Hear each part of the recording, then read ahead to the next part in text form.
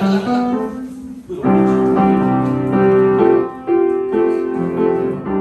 years ago, Reuben the fifth was born. He had a strong heritage of mountain men, even though he grew up with a latte set. From Glebe to Summer Hill, he learned to make his way.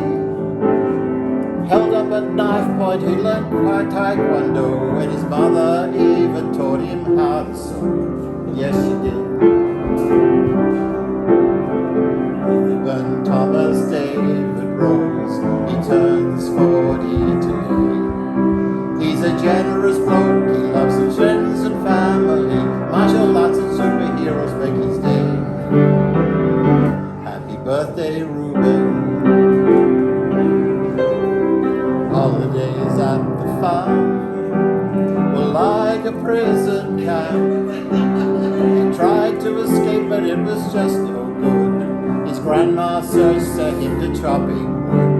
He came to faith in God and led a church youth group. He found a girl that he really liked. They had 3 children, it was paradise for a while.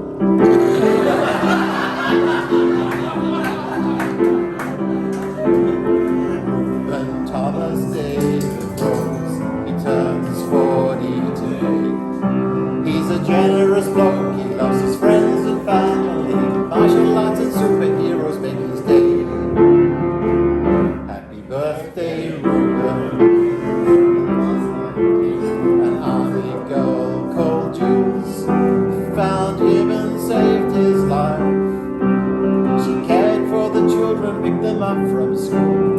She also taught them the golden rule. Then along came 2 great boys, and the challenges multiplied. But it's out of difficulties that character grows. He's an optimist who puts his faith in God. Reuben Thomas David Rose, he turns 40 today. He's a generous bloke, he loves his friends and family. Martial arts and superheroes make his day. Happy birthday, Reuben. Reuben Thomas David Rose, he turns 40 today. He's a generous bloke, he loves his friends and family. Martial arts and superheroes make his day. Happy birthday, Reuben.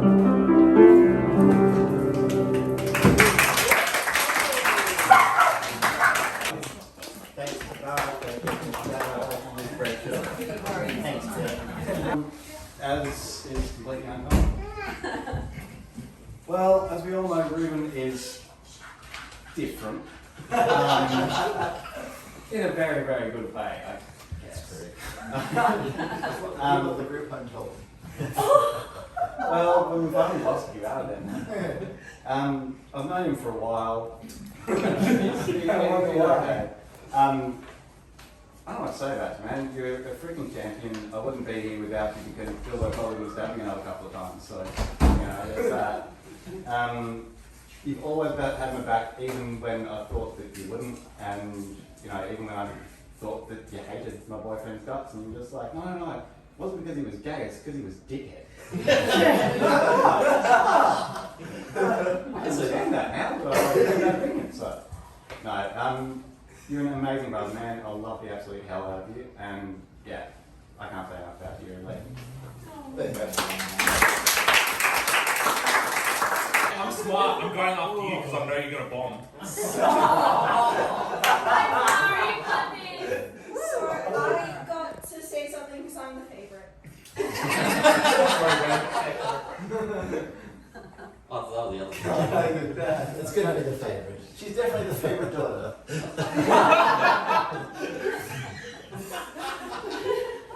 What's my least favourite? But,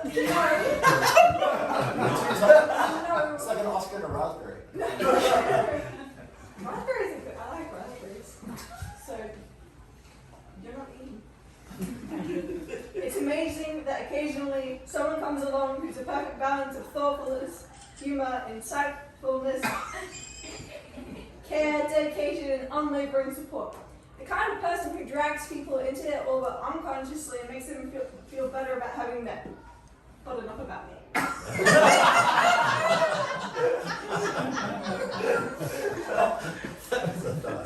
Incredibly modest. His dad's like, Hang on, did you write this speech? No, she doesn't know how to start. It's a good opening idea. Anyway. I haven't decided the tone I want to set for this speech.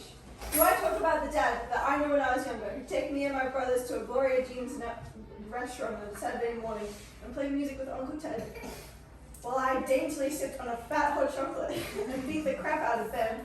Do I talk about the most recent version of Dad, who's been farting louder and more frequently for no apparent reason, and has on many occasions dropped into my room just to fart in the doorway? Yes. Your dad levels of retarded, man. You need to know that. I'm thinking of you.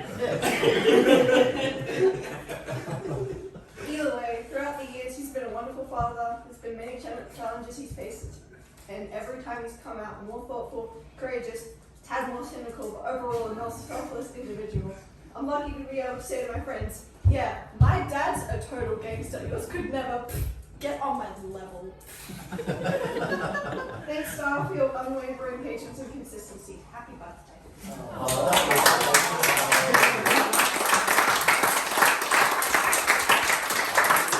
Yeah. That sucked because I thought she was going to bomb. And I'm totally unprepared for this, so. Did Reuben write yours too? Yeah, I guess. No, probably not. He's probably crapping himself with the stuff I'm about to say. Because I've known him for 17 years. Is that what that's Yeah, pretty much. Alright. Our journey begins around 2002. I was 12 years old and living at 5 Dock. While searching for a way to kill time and to answer some important questions, I stumbled upon the local youth group called Till, where I found a youth minister who just happened to be Mr. Reuben Rose. After meeting Reuben, I started kickboxing and weightlifting classes, slowly spending more time at the church with him, and then turned into a long and close-standing friendship up until this day. Shortly after, our relationship turned into pranks and vandalism. Slowly. Such as trying to get the church's van sideways around corners while dropping people home from the youth group. Trying. And throwing the occasional explosive into bins underneath Super Barn, which is the sole reason they installed security cameras. This is all allegedly and cannot be proven. Reuben well and truly accepted me into his family, where I spent most days carrying Ben and Tamara around 5 Dock 2046. So this is a true story. So, after spending so much time with Reuben, I was about 13 or 14. My mother started to notice I was spending a lot of time at the church. She sat me down saying, "You're spending a lot of time with Reuben. People in Reuben's position are known for certain things." This is a true story. If he touches you, let me know straight away. If you don't want to let me know, at least tell someone. This is all real. So, because shortly after this, I was going to be in the car for about 2.5, 3 hours going to Blackstone together. So on the way to Blackstone, I promptly asked him, "Reuben, my mum said you're going to try and touch my dick." "Reuben, are you going to try and touch my dick?" Reuben replied, "No thanks, I've got my own." Fast forward, 17 years, 3 kids, 1 godfather, me. I've known Reuben at the highest of highs and the lowest low. I wouldn't change a thing. Because this has been an amazing journey. I couldn't imagine my life without my best friend, my mentor, and my father figure. I look forward to many more years, laughs, and together. Thank you so much, you old fart.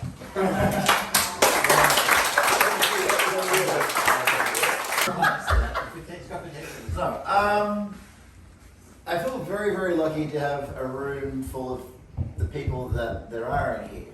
There's not one person in here who's not an amazing individual with an incredible story.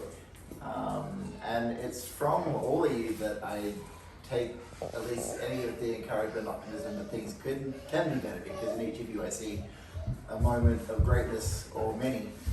And it's a particularly wonderful thing to share those with you over the years. Also, I was cooking and forgot that you needed cakes for birthday, so there's nothing really to follow this. And someone carbonated some beverage. My boss has spent the last few years telling me that someone will finally get me to drink, and it's been 40 years, so I don't know why anyone's still bothering. But I thought after 40 years people would realise that I'm clearly a particularly contrary individual. So if someone's telling me that I have to do something, there's zero chance it'll happen just so I can make a point. And to that end, it means that there's been an enormous amount of patience from many people over the years, not least of all my dad, who's a bit of an amazing individual and had this sort of, he's been waiting for something to be achieved, and he could be waiting for some years to come. But I'm really glad that patience is a key virtue of his. And you know, one day it might happen. It's like winning the lottery.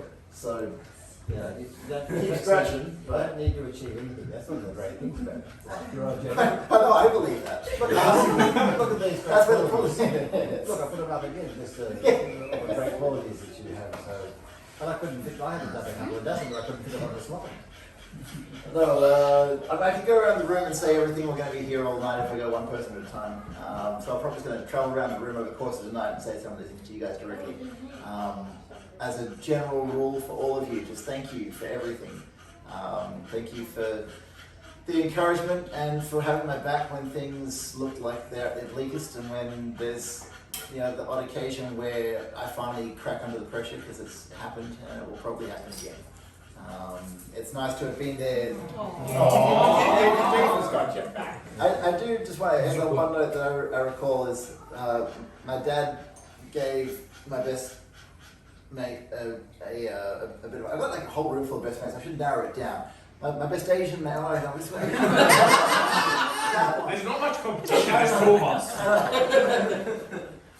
Oh no, there's Shannon too, isn't here. True. I mean, honestly, let's face it, I'm the first young, no. It's hard out here. No, but it was at Shen's wedding, and my dad comes up and he says to him, just remember, a great wife is a great thing, but at some point she'll let you down, but a good dog will never let you down. Yes. I've got to also take a moment then to thank Deefa for always having the back. But no, look, honestly, thank you all. You've been a blessing to my life, and I'm so thankful that you'd all be here.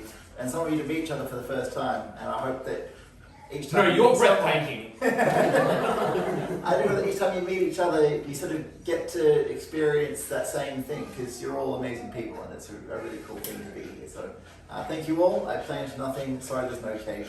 I'll pour things into those in a second. Thank you.